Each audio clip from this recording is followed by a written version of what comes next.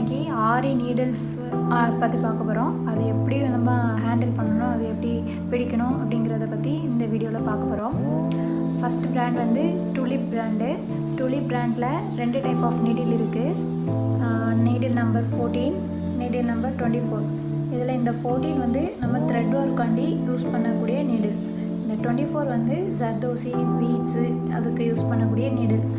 இது வந்து இந்த நீடில் வந்து இந்த நெக் இருக்குல்ல, இந்த நெக் வந்து ரொம்ப சின்னதாக இருக்கிறதுனால நம்ம பீட்ஸு, ஜர்தோசி இதெல்லாம் வந்து கொஞ்சம் தான் வந்து லோட் பண்ண முடியும். அது வந்து பிகினர்ஸ்க்கு வந்து இது ஓகே. கொஞ்சம் நிறைய யூஸ் பண்ணுறவங்க அவங்களுக்குலாம் வந்து இந்த நீடில் அவ்வளோ யூஸாக ஆகாது. இது வந்து அயன் நீடில். அயன் நீடில் இது த்ரெட் ஒர்க்கு யூஸ் பண்ணக்கூடிய அயன் நீடில்.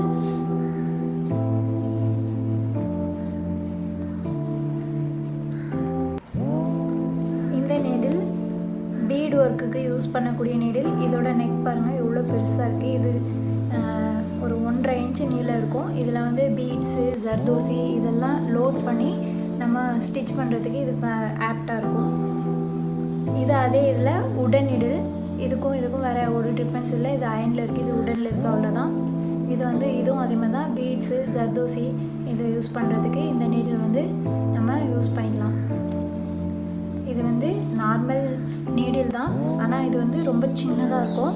இதோட ஹூக் இருக்குல்ல, இந்த இது வந்து ரொம்ப பொடிசாக இருக்கும். அதனால் நம்ம ஜர்தோசிலாம் வந்து ஈஸியாக இதில் மாட்டிக்கலாம். பீட்ஸுக்கும் இந்த நீடில் வந்து தேவைப்படும் போது யூஸ் பண்ணிக்கலாம்.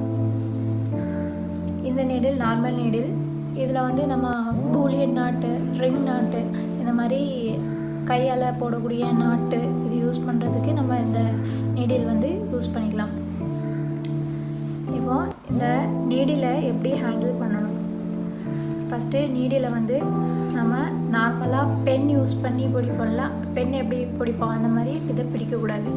இந்த நீடில் வந்து பிடிக்கிறதுக்கு இந்த 2 விரல் டம் ஃபிங்கர் வச்சு இப்படி ரொட்டேட் பண்ணணும்.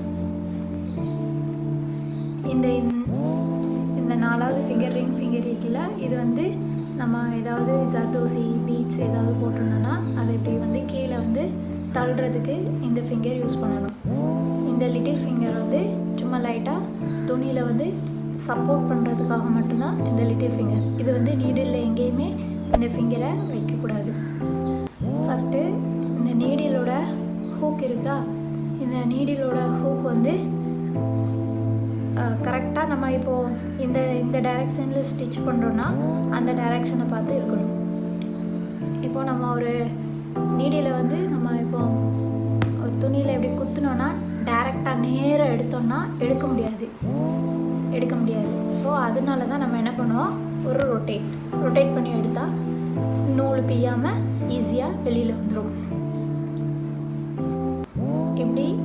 இப்படி தான் ரொட்டேட் பண்ணணும். நீடில் இப்படி ரொட்டேட் பண்ணி எடுக்கணும். இப்போ இப்படி குத்துறோம், இப்படி நேராக எடுத்தால் வராது. குத்தணும், ரொட்டேட் பண்ணி எடுக்கணும், குத்தணும், ரொட்டேட் பண்ணி எடுக்கணும்.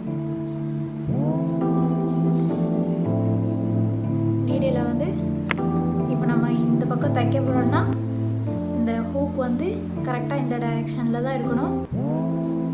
இப்படி குத்தி ரொட்டேட் பண்ணி எடுக்கணும். கரெக்டாக இந்த நீடில் வந்து நேராக இருக்குது. குத்திட்டு ரொட்டேட் பண்ணும்போது நம்மளை பார்க்க நேராக இப்படி திருப்பி ரொட்டேட் பண்ணணும். கரெக்டாக அந்த சர்ஃபேஸில் வரும்போது ரொட்டேட் பண்ணி எடுத்தால் தான் வெளியில் வரும்.